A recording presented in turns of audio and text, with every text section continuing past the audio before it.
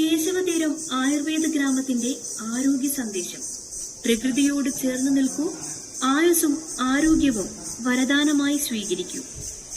ആഹാര നീഹാരാദികൾ, ദിനചര്യകൾ, മാനസിക വ്യാപാരങ്ങൾ തുടങ്ങിയവയെല്ലാം പ്രകൃതിക്ക് അനുസൃതമായി ചെയ്യുവാൻ പരിശീലിക്കുക. ഒപ്പം വന്നു ഭവിച്ച രോഗങ്ങൾക്ക് പരിഹാരമായ ചികിത്സാക്രമങ്ങൾ കൃത്യമായി പാലിക്കുക.